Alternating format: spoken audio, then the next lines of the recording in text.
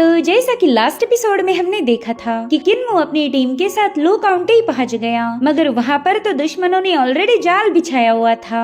Nine नेदरगेट और cops immortal sect ने मिलकर लो काउंटी में आए हुए यांगकोंग की स्कॉलर्स को वैनिश कर दिया। इसमें बस किन्मो की टीम ही सरवाइव कर पाई। वही दूसरी तरफ होंगशान सेक्ट के 13 कल्टिवेटर्स ने मिलकर एंशिएंट एरा के डीमन गॉड को समन कर लिया, जिसने लीजाओ प्रीफेक्चर में तबाही मचाना शुरू कर दी। और अब वो 13 कल्टिवेटर्स एक और डीमन गॉड को समन करने की फिराक में थे। अगर ऐसा हुआ तो लीजाओ को फॉल होने से कोई भी रोक नहीं सकता। इसलिए किन्मो ने फैसला लिया कि वो उन 13 कल्टिवेटर्स का खात्मा करेगा।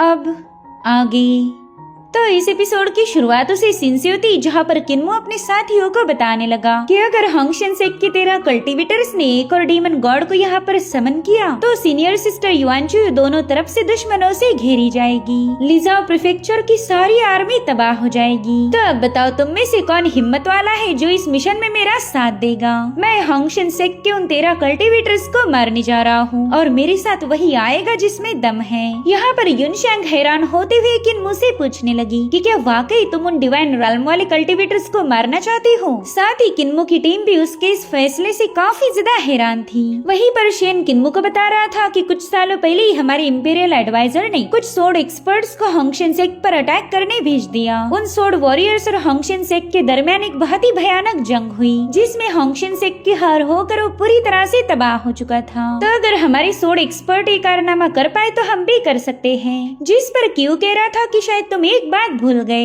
ये 13 कल्टिवेटर्स हमसे एक रैम ऊपर हैं, यानी कि हम उनका मुकाबला नहीं कर पाएंगे। जिस पर किन्मो कहता है कि उस वक्त इंपीरियल एडवाइजर ने सोर्ड टेक्निक का यूज किया था, मगर हम इस्तेमाल करेंगे कॉम्बैट टेक्निक्स का, जो कि सोर्ड टेक्निक से काफी ज्यादा अलग होती। इस क्लोज कॉम्बैट में उन लोगों को अपने स्पेल्स को कास्ट करने का मौका ही नहीं मिलेगा और यही तो हमारे लिए एक सुनहरा मौका होगा। जब तक वो लोग अपने स्पेल्स को कास्ट कर पाए तब तक हम उन्हें जहन्नुम में पहुंचा देंगे। यहाँ पर किन्मो को चार्ज अप होता हुआ देखकर उसके दोस्त बस उसे घूरने लगे, मगर इसमें से किसी में भी इतनी हिम्मत नहीं थी कि वो किन्मो का इस मिशन में साथ दे पाए। और तभी शेन कहने लगा कि अगर ये किन्मो इतनी जुर्रत दिखा सकता है तो भला मैं पीछे कैसे रहूंगा। वहीं पर युनशियांग भी किन्मो के साथ जाने के लिए तैयार हो गई। वो कह रही थी कि मुझे मेरे मास्टर ने सिखाया था कि अपने दुश्मन की पावर देखकर उनसे डर के मारे पीछे मत हटो। साथ ही होंग और उसका सर्वेंट लांग भी इस मिशन में शामिल हो गया। अब यहाँ पर अपने दोस्तों को पार्टिसिपेट होता हुआ देखकर क्यू को टेंशन आने लगा। वो एक मॉन्क जैसी बातें करते हुए कहने लगा कि अगर मैं जहन्नुम में नहीं गया तो फिर कौन जाएगा।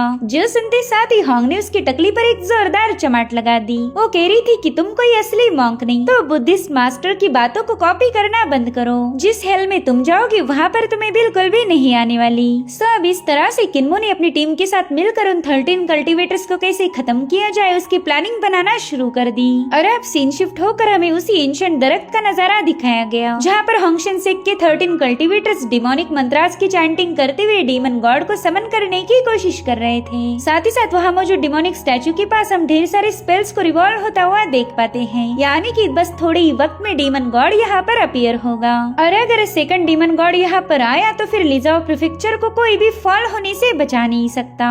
और उतने में उनमें से एक कल्टिवेटर को वहाँ पर किसी के आने की आहट महसूस हो गई। वहाँ का एक छोटा सा बुश काफी तेजी के साथ शेक हो रहा था और फिर उसमें से हुलिंग बाहर आ गई और उतने में ही ग्रीनॉक्स ने वहाँ आकर उसे दबोच लिया। वेल होंगशन सेक्ट के कल्टिवेटर्स को ये लग रहा था कि यहाँ पर तो एक जंगली शेर ने शिकार किया है, इसलिए उन्होंने ग्रीनॉक्स और हुलिंग को पूरी तरह से नजरअंदाज कर दिया। मगर उतने में उन्हें एक लड़की की चीखने की आवाज आ गई। दरअसल ये कोई और नहीं बल्कि युनशियांग थी।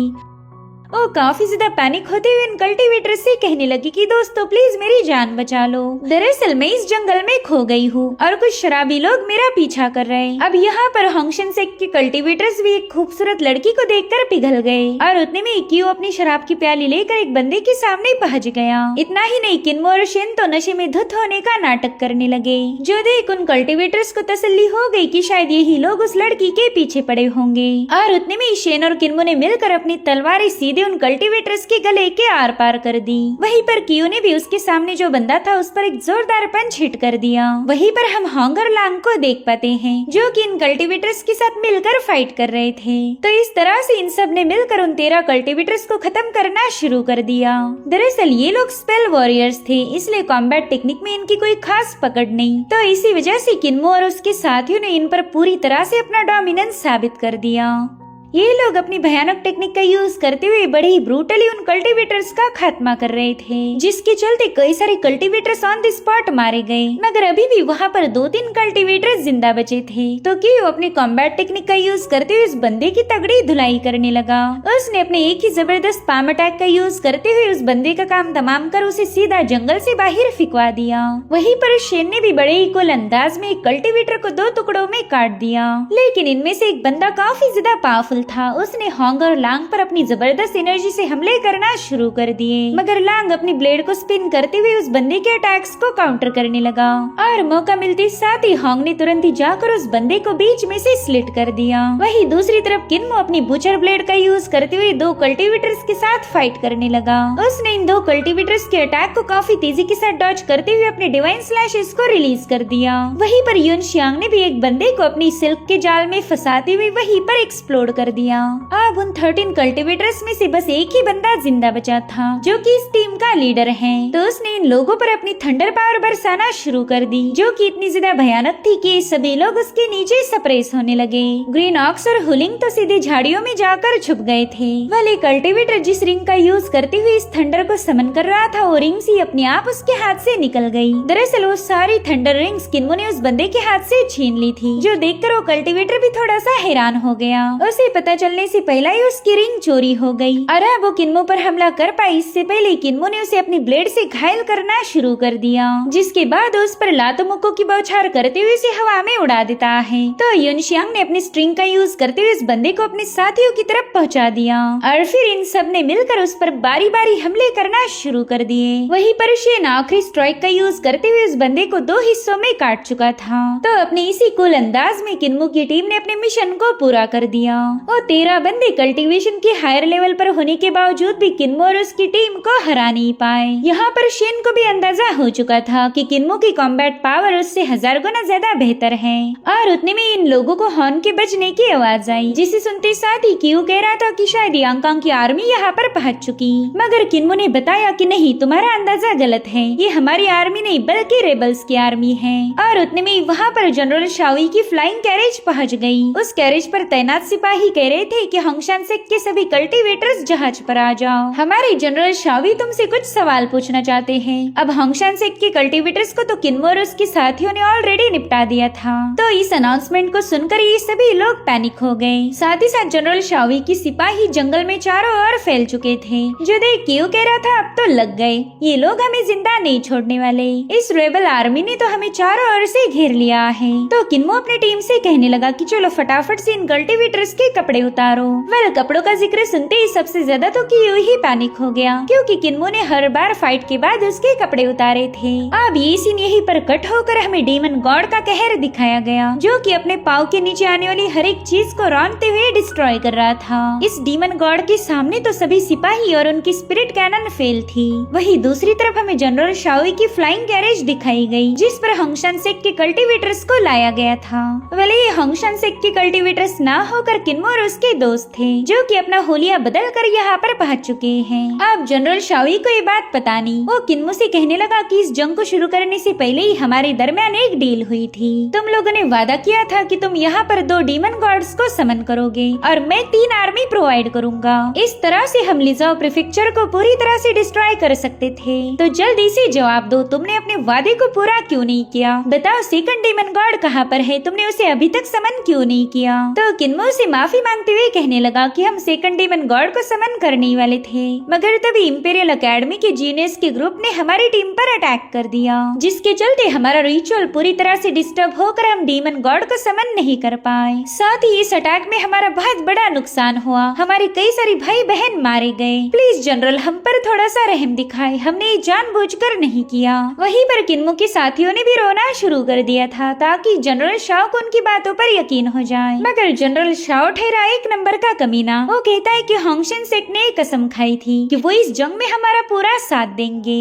मगर तुमने यहाँ पर बस एक ही डीमन गॉड को समन करके हमारे बैटल को डिले कर दिया, तो मिलिट्री के लॉ के अकॉर्डिंग तुम्हें यहीं पर एग्जीक्यूट किया जाएगा। यहाँ पर किन्मो के गले पर तलवार देखकर कियो तो काफी ज्यादा पैनिक हो गया। साथ ही साथ जनरल शाओ की सिपाहियों ने इन्हें चारों ओर से घेर लिया। जनरल शाओ ने हुक्म दे रहा था कि जल्दी से इनकी गर्दन धड़ से अलग कर दो, इनकी कटी हुई गर्दनों को हम अपने कैरेज पर टांग देंगे ताकि सबको पता चले कि जनरल शाओ को धोखा देने का अंजाम क्या हो सकता।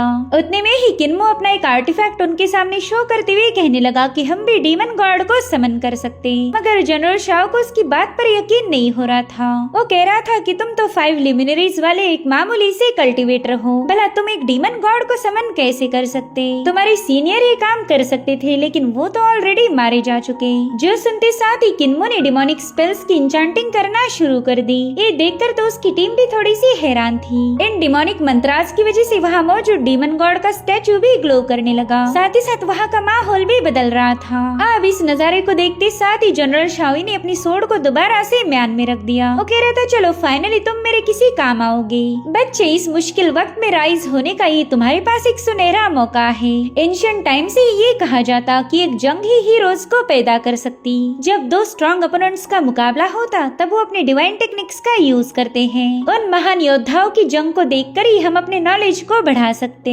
अगर एक स्ट्रॉन्ग ओपोनेंट तुम्हारा मुकाबला करे तो तुम पर लाइफ एंड डेथ सिचुएशन का प्रेशर बनेगा। उस वक्त तुम खुद को बचाने के लिए इम्पॉसिबल को पॉसिबल करोगे और वहीं से तुम्हारे अंदर का हीरो इमर्ज होगा। जैसे कि तुम्हारे पास स्पिरिट समनिंग और घोस्ट कमांडिंग टैलिस्मान का नॉलेज है। अब तुम ही बताओ, जब हमारी इस दुनिया में शांति फैल जाएगी तब तुम्हारी इस नॉलेज का क्या फायदा? इस मैजिक को तो तुम तभी यूज कर सकते हो जब इस दुनिया में chaos मचा हो।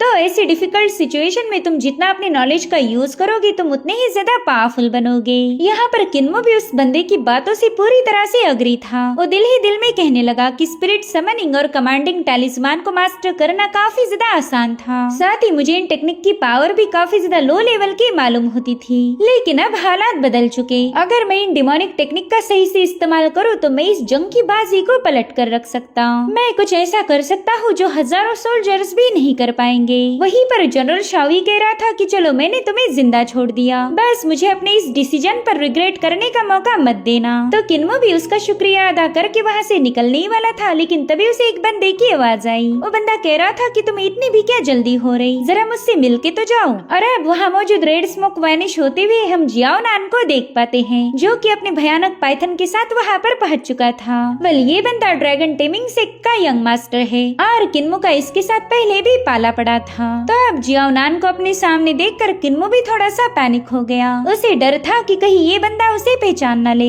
वहीं पर जियाओ नान उसे केयरफुली ऑब्जर्व करते हुए कहने लगा कि पता नहीं मुझे ऐसा क्यों फील हो रहा कि मैं इस बंदे से पहले भी मिल चुका हूँ। इसकी आंखें मुझे काफी ज्यादा जानी पहचानी लग रही। अब ये सुनकर किन्मो की टीम को भी टेंशन आने लगा। उन्हें डर लग रहा था कि कहीं जियाओ नान की वजह से उनका पर्दाफाश न हो जाए। वहीं पर जियाओ नान किन्मो से पूछ रहा था कि बताओ मेरे दोस्त, क्या हम पहले भी कहीं मिल चुके हैं? तो किन्मो से बताने लगा कि एक बार मेरे मास्टर ने आपके ड्रैगन टेमिंग सेक्ट को विजिट किया था, उस वक्त मैं उनके साथ था, तो शायद आपने उसी दिन मुझे देखा होगा। वैसे मुझे बिल्कुल भी उम्मीद नहीं थी कि यंग मास्टर जियाओ नान मुझे याद रखेंगे। जो सुनते साथ ही जियाओ नान उसके काफी करीब जाकर उसे घूरने लगा, मगर वो भी जनरल शाओ जैसे किन्मो के जाल में फंस चुका था।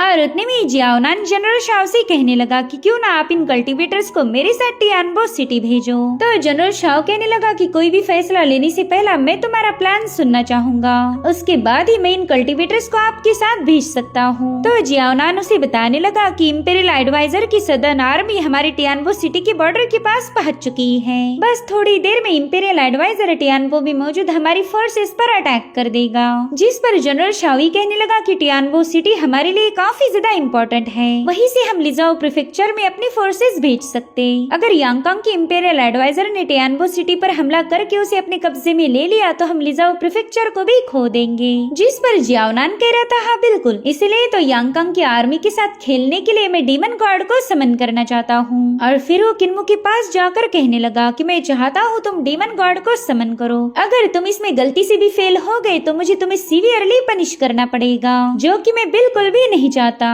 वहीं पर जनरल शावी जियाओनान से कहने लगा कि आप इन होंगशान सेक्ट के कल्टीवेटर्स को अपने साथ ले जा सकते हो। आप टियानबो सिटी पर अटैक करो और मैं लिजाओ को धूल चटाऊंगा। और अब हमें लिजाओ प्रीफेक्चर का सीन दिखाया जाता है, जहाँ पर डीमन गॉड ने तबाही का एक ऐसा नजारा क्रिएट किया जिसे देखकर ही सिपाहियों की रूह कांपने लगी। साथ ही साथ गवर्नर युआन चुयू को खबर मिली कि कॉप्स इमॉर्टल सेक्ट और 9 नेदर गेट ने उन्हें चारों ओर से घेर लिया है। इतना ही नहीं, जनरल शावी भी अपनी रेबल की कैरेजेस लेकर सीधे उनके कैंप की तरफ आगे बढ़ रहा था। ये सारी खबरें सुनने के बाद भी युआन चुयू जरा भी पैनिक नहीं होती और उतने में ही जनरल शावी की फ्लाइंग कैरेजेस वहाँ पर पहुँच गयी। जनरल शावी युआन चुयू से कह रहा था कि पता नहीं तुम ये वफादारी का डंका क्यों बजा रही हो। तुम और मैं दोनों भी हम यांगकांग के लिए बस एक फॉलन नेशन के क्रिमिनल्स हैं। यांगकांग के इंपीरियल एडवाइजर ने हमें बुरी तरह से जलील किया था, जिसके चलते हमें मजबूर होकर उनके सामने घुटने टेकने पड़े। और फिर यांगकांग ने बड़ी शान के साथ हम दोनों के नेशंस पर अपना वर्चस्व स्थापित किया। मगर अब हमारे पास एक सुनहरा मौका है, हम यांगकांग से अपने नेशंस को छीन कर उन्हें दोबारा से रिस्टोर कर सकते। तो अब बताओ, क्या तुम अपने नेशन के खातिर यांगकांग के साथ बगावत नहीं करोगी? जिस पर युआन चुयू जवाब देते हुए कहने लगी कि प्रिंस शावी, तुमने यांगकांग नेशन के खिलाफ जंग का ऐलान किया था और उस जंग में तुम्हारा नेशन बुरी तरह से हार गया, तो तुम्हें मजबूर होकर यांगकांग के सामने सरेंडर करना पड़ा। लेकिन मेरे युआन किंगडम के साथ ऐसा नहीं हुआ था। हमने यांगकांग के खिलाफ कभी बगावत नहीं की, उल्टा हमने खुद होकर ही उनके सामने सरेंडर किया था, क्योंकि हम यांगकांग के साथ जंग करके हमारे मासूम सिपाहियों को मारना नहीं चाहते थे। इसका मतलब तो ये हुआ कि तुम्हारी और मेरी सोच में जमीन आसमान का फर्क है। हम दोनों के रास्ते अलग हैं, तो हम बिल्कुल भी एक साथ नहीं चल सकते। तो इस तरह से युआन चुयू ने एक बार फिर से यांगकांग के साथ जंग करने से मना कर दिया। अब सीन शिफ्ट होकर हम इंपीरियल एडवाइजर को देख पाते हैं, जिन्होंने युआन चुयू को समन करने का पैगाम भेज दिया। यहाँ पर एक एल्डर एडवाइजर से कहने लगा कि युआन चुयू की किंगडम को हमने अपने कंट्रोल में लिया था, मगर फिर भी आपने युआन चुयू को लिजाओ प्रीफेक्चर के कमांडर बनाया और उसके भाई को व्हाइट टाइगर आर्मी की जिम्मेदारी सौंप दी। क्या आपको नहीं लगता कि आपने शेर के सामने बकरा बांध दिया? ये दोनों भाई बहन मिल के हमें धोखा दे सकते। मगर एडवाइजर उस एल्डर की बात का कोई जवाब नहीं देते और उतने में युआन चुयू का छोटा भाई युआन यू वहाँ पर पहुँच गया, जो कि व्हाइट टाइगर आर्मी का कमांडर था। यहाँ पर एडवाइजर ने युआन यू के हाथ में एक टोकन थमा दिया। वो कह रहे थे कि लिजाओ प्रीफेक्चर को प्रोटेक्ट करने की जिम्मेदारी अब तुम्हारी है। यानी कि एडवाइजर पर कभी किसी की बातों का कोई असर नहीं होता, वो तो बस हमेशा अपने दिल की सुनते थे। उन्होंने लिजाओ प्रीफेक्चर को बचाने की जिम्मेदारी युआन यू के कंधे सौंप दी थी, तो बंदा भी अपनी व्हाइट टाइगर आर्मी को लेकर सीधे प्रीफेक्चर की तरफ रवाना हो गया। सो इंपीरियल एडवाइजर के डिसीजन से वो एल्डर काफी ज्यादा गुस्सा हो गया। वो कह रहा था, सीनियर आप हमेशा अपने दिल की नहीं सुन सकते, खासकर जंग के माहौल में कभी किसी पर भरोसा नहीं करना चाहिए। आपने युआन यू के दिल पर दाव लगाया है। युआन यू के कंट्रोल में पूरी की पूरी व्हाइट टाइगर आर्मी है। अगर उस बंदे ने चाहा तो वो हमें अभी भी धोखा दे सकता। अगर आपका दाव उल्टा पड़ गया तो हमारे इतने लोग मारे जाएंगे कि उनकी मेमोरियल टैबलेट रखने के लिए भी जगह नहीं होगी। लाशों के माउंटेन्स बनेंगे और यांगकाई उसके तले पूरी तरह से दब जाएगा। लेकिन इंपीरियल एडवाइजर को युआन यू पर पूरा भरोसा था। वो जानते थे कि युआन चुई जैसा ही उसका भाई युआन यू भी काफी ज्यादा वफादार है। अब सीन शिफ्ट होकर हम जियाओनान को देख पाते हैं, जो कि किन्मो और उसके साथियों को लेकर टियानबो सिटी पहुंच चुका था। वो वहाँ आते ही अपनी सिपाहियों से जंग की अपडेट लेने लगा, तो उनमें से एक बंदे ने बता दिया कि व्हाइट टाइगर आर्मी लिजाओ प्रीफेक्चर की तरफ रवाना हो चुकी। जो सुनते साथ ही किन्मो भी समझ गया कि शायद युआन यू अपनी सिस्टर युआन चुई को बचाने जा रहा। वहीं पर जियाओनान का तो कुछ और ही प्लान था। वो कहने लगा कि इंपीरियल एडवाइजर की आधी आर्मी तो स्कैटर हो चुकी। व्हाइट टाइगर आर्मी की टुकड़ी वहाँ से जाने की वजह से वो काफी ज्यादा कमजोर हो गए, तो ऐसी कमजोर हालत में उन पर अटैक करने का हमें इससे अच्छा मौका नहीं मिलेगा। जिसके बाद वो किन्मो से पूछने लगा कि बताओ डीमन गॉड को यहाँ पर समन करने के लिए तुम्हें कौन से मैजिकल टूल्स की जरूरत पड़ेगी। तो किन्मो से जवाब देते हुए कहने लगा कि सबसे पहला तो मुझे एक व्हाइट बोन अल्टर की जरूरत पड़ेगी। वो अल्टर 12 12 फीट चौड़े बोन से बनना चाहिए। साथ ही उस अल्टर के सरफेस को हमें इंसानी खोपड़ियों से सजाना होगा। इस काम में हमें ढेर सारी इंसानी हड्डियों की जरूरत पड़ेगी, मगर कोई बात नहीं, अगर हड्डियां कम भी पड़ गई तो हम अपने ही कुछ लोगों को सैक्रिफाइस करेंगे। बस मेरा मकसद है डीमन गॉड को समन करना, तो उसके लिए मैं किसी भी हद तक जा सकता हूँ। किन्मो का ये जज्बा देखकर जियाओनान तो पूरी तरह से इम्प्रेस हो गया। किन्मो ने कुछ ऐसी ईवल बातें की थी जो कि जियाओनान को काफी ज्यादा पसंद आई। वो किन्मो से कहने लगा कि मेरे पास एक हड्डियों से बना हुआ अल्टर मौजूद है, तो क्यों ना तुम उसी का इस्तेमाल करो। बस याद रखना कि तुमने मुझे किसी भी शर्त पर डिसअपॉइंट नहीं करना है। सब उस अल्टर के पास पहुँचते ही किन्मो जियाओनान को बताने लगा कि मैं तुरंत ही सेक्रेड रिचुअल को शुरू करूंगा, लेकिन इस रिचुअल को पूरा होने तक कोई भी हमें डिस्टर्ब नहीं कर सकता। तो जियाओनान उसके एकदम करीब जाकर कहने लगा कि तुम उसकी फिक्र मत करो, और फिर उसने अपने सिपाहियों को हुक्म दिया कि जल्दी से यहाँ से बाहर चले जाओ, मगर बाहर जाते साथ ही इस जगह को चारों ओर से घेर लेना, साथ ही दूर से ही क्यों ना हो, लेकिन तुम्हें हमारे इन मेहमानों पर नजर रखनी होगी। तो इस तरह से अल्टर का पूरा इलाका खाली हो गया। जियाओनान के वहाँ से जाते साथ ही कियो अपना पसीना पोंछते हुए कहने लगा कि ये बंदा काफी ज्यादा भयानक है। ऐसा कहा जाता कि इसे लड़कियां बिल्कुल भी पसंद नहीं आती, बल्कि इसकी दिलचस्पी तो मर्दों में है, और अगर गलती से उसने मुझे पसंद किया तो फिर मेरी तो वाट लग जाएगी। जिस पर हुलिंग कह रही थी कि तुम्हें घबराने की कोई जरूरत नहीं, तुम्हारी मोटी कमर देखकर तो बंदा वैसे भी भाग जाएगा। और उतने में किन्मो अपनी हेवनली आइज को एक्टिवेट करते हुए उस पूरे इलाके को चेक करने लगा। उस जगह का हर एक कोना बस ह्यूमन स्केलेटन से भरा हुआ था। तो उन्हें देख किन्मो बताने लगा कि हम फिलहाल जियाओनान के ड्रैगन के डेन में हैं। यहाँ पर जितने भी लोग मारे गए उन सबको जियाओनान के ड्रैगन ने अपना खाना बनाया था। उतने में शेन कहता है, टीम लीडर बताओ आगे क्या करना है। जिस पर किन्मो कह रहा था कि हम यहाँ पर डीमन गॉड को समन करने आए थे, तो ऑफ कोर्स हम रिचुअल को कंप्लीट करके डीमन गॉड को जरूर से समन करेंगे। जो सुनते साथ ही कियो किन्मो से कहने लगा कि भाई तेरा तो मुझे पता नहीं, लेकिन मुझे होंगशान सेक की स्पिरिट समनिंग और घोस्ट कमांड टैलिस्मान का बिल्कुल भी आइडिया नहीं। सिर्फ मैंने नहीं बल्कि हमारी टीम में किसी को भी इस टेक्निक का कोई आइडिया नहीं। तो किन्मो ने बताने लगा कि मैंने इस टेक्निक को ऑलरेडी सीख लिया है, तो बस तुम्हें बस मेरे इशारे का इंतजार करना होगा। वही दूसरी तरफ युआन चियू को खबर मिली कि सदर्न आउटपोस्ट भी 9 नेदर गेट के हाथों बुरी तरह से डिस्ट्रॉय हो गया। साथ ही उनकी कई सारी फ्लाइंग कैरेज को भी कॉप्स इमॉर्टल सेक्ट ने कैप्चर किया था। इतना ही नहीं, जनरल शावी ने डीमन गॉड की मदद लेकर आर्मी के आउटर वॉल को ब्रेक कर दिया। इसीलिए युआन चियू की आर्मी ज्यादा देर तक अपने ओपोनेंट्स का मुकाबला नहीं कर पाएगी। उन पर चारों ओर से अटैक हो रहे थे, और तब तक डीमन गॉड भी बैरियर को ब्रेक करके अंदर पहुंच गया।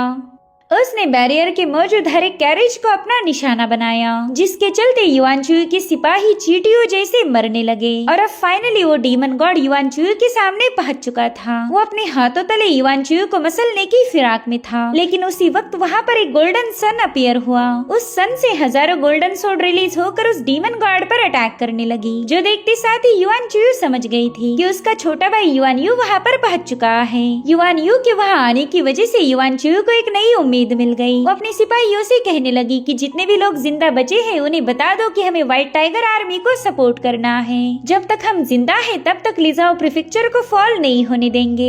वही दूसरी तरफ जनरल शावी को भी रिपोर्ट मिल गई कि व्हाइट टाइगर आर्मी को लीड करते हुए युआन चियू का भाई युआन यू यहाँ पर पहुँच चुका है। उस बंदे ने तो यहाँ आते साथ ही हमारे डेमन गॉड पर अटैक कर दिया, और अब हमें व्हाइट टाइगर की एक विशाल आर्मी दिखाई गई, जिसे कि युआन यू पूरे जोश के साथ लीड कर रहा था। उसने अपने आर्मी को हुक्म दिया कि हम नॉर्थ ईस्ट कॉर्नर से एंटर करेंगे, तो जल्दी से उस जगह को ब्रेक करो। वहाँ पर हमारे जितने भी ओपोनेंट्स होंगे उन पर जरा भी रहम मत दिखाना। वही दूसरी तरफ जनरल शावी युआन यू का ये जज्बा देखकर काफी ज्यादा परेशान हो गया और गुस्से में कहने लगा कि ये दोनों भाई बहन तो उस इंपेरियल एडवाइजर के पालतू कुत्ते बन चुके। नहीं, इन्हें तो कुत्ता बोलना भी सही नहीं होगा, ये तो कुत्तों से भी ज्यादा वफादार निकले। और उतने में जनरल शावी से मिलने के लिए होंगशान सेक्ट का एल्डर पहुँच गया। वो बंदा तुरंत ही जनरल शावी को बताने लगा कि मैंने अपनी टीम को 2 हिस्सों में बांट दिया था। पहले डीमन गॉड को मेरी टीम ने समन किया और दूसरे को समन करने की बारी हमारी दूसरी टीम की थी, लेकिन मेरे जो डिसाइपल रिचुअल को परफॉर्म कर रहे थे उन पर अचानक से ही किसी ने हमला कर दिया। उनका बड़े ब्रूटली मर्डर करके उनके टैलिस्मान और कपड़े भी छीन लिए गए। तो हम जनरल शावी के सामने रिस्पेक्ट करते हैं कि प्लीज हमारे होंगशान सेक्ट को इंसाफ दिलाए। जो सुनते साथ ही जनरल शावी को याद आ गया कि जियाओनान को भी इन डिसाइपल पर शक हुआ था, और फिर उस बंदे को किन्मो की सारी चालबाजी समझ आ गई। तो उसने तुरंत ही अपने सिपाही को हुक्म दिया कि जल्दी से एल्डर को लेकर टियानबो सिटी पहुंच जाओ। हमारे साथ बहुत बड़ा गेम हुआ है। जो सुनते साथ ही वो सिपाही होंगशान सेक्ट के लोगों को लेकर सीधे टियानबो की तरफ रवाना हो गए। वही दूसरी तरफ किन्मो अपनी टीम के साथ अल्टर की तरफ रवाना हो चुका। तो यहाँ पर यूनशियांग उसे बताने लगी कि इस रिचुअल को परफॉर्म करने के लिए होंगशान सेक्ट ने अपने 13 कल्टीवेटर्स का यूज किया था। तो मुझे ये समझ नहीं आ रहा कि तुम अकेले इस रिचुअल को पूरा कैसे करोगे। हालांकि किन्मो इस पर कोई जवाब नहीं देता। उसने तुरंत ही अपना एक कंटेनर बाहर निकालते हुए उसे अपने साथियों की तरफ पास कर दिया। वो कहता है कि ये मेरा मिराज इंसेंस सेडेटिव है जिसे मैंने अपने हाथों से बनाया था। मैं चाहता हूँ कि इस सेडेटिव का यूज करके तुम इस जगह को गार्ड करो, लेकिन सबसे पहला तुम्हें एक एंटीडोट भी लेना पड़ेगा। तो किन्मो की टीम ने उन सिपाहियों से छुपकर तुरंत ही उस एंटीडोट को कंज्यूम कर लिया, यानी कि किन्मो की इंसेंस सेडेटिव का इन पर कोई असर नहीं होगा। और अब किन्मो ने तुरंत ही उस मैनुअल को ओपन कर दिया जिसमें डीमन गॉड को समन करने का रिचुअल लिखा गया था। उसे ठीक से पढ़ने के बाद वो अपनी टीम को बताने लगा कि मैं रिचुअल की शुरुआत करूंगा और तुम्हें बस मेरी मूवमेंट को कॉपी करना है। और हाँ, ऐसी एक्टिंग करो कि सभी लोग कन्विंस हो जाएं। इन सिपाहियों को तुम पर जरा भी शक नहीं होना चाहिए। और इतना कहते साथ ही किन्मो ने डिमोनिक मंत्रास की चैंटिंग करना शुरू कर दी। साथ ही उसकी टीम भी उसके मंत्रास के साथ साथ उसकी हर एक मूव को भी फॉलो करने लगी। इन्हें देखकर तो ऐसा लग रहा था कि मानो ये यकीनन होंगशान सेक्ट के इवल कल्टीवेटर्स हैं। इधर शेन परेशान होकर यूनशियांग से कह रहा था कि पता नहीं किन्मो हमसे क्या क्या करवा रहा। खैर, ये बंदा चाहे कुछ भी क्यों ना करे, डीमन गॉड का यहाँ पर आना काफी ज्यादा जरूरी है। और उतने में उनके सारे टोकन उस स्टैचू के आसपास जाकर रिवॉल्व होने लगे। साथ ही साथ वहाँ पर एक डिमोनिक फॉर्मेशन सेटअप हुआ था। वहाँ का बदलता हुआ नजारा देखकर शेन दिल ही दिल में कहने लगा कि ऐसी कोई चीज नहीं जो इस किन्मो को ना आती हो। और उतने में होंगशान सेक्ट का एल्डर अपने साथियों को लेकर वहाँ पर पहुँच गया। वो बंदा तुरंत ही जियाओ नान को बताने लगा कि जल्दी से इस रिचुअल को रोक दीजिए। ये लोग हमारे होंगशान सेक्ट के डिसाइपल नहीं बल्कि यांग कांग के बहरूपिये हैं। जो सुनते साथ ही जियाओ नान का गुस्सा 7वें आसमान पर पहुंच गया। उसने तुरंत ही अपने ड्रैगन टेमिंग गेट के सिपाहियों को हुक्म दिया कि जल्दी से उन इम्पोस्टर्स को कैप्चर करो। तो इस तरह से किन्मो की सोची समझी चाल पूरी तरह से फेल हो गई। वो जियाओ नान को कैसे फेस करेगा ये तो देखने लायक होगा। और इसी के साथ एपिसोड यहीं पर एंड हो जाता है। Thank you so much for watching. Bye bye, take care.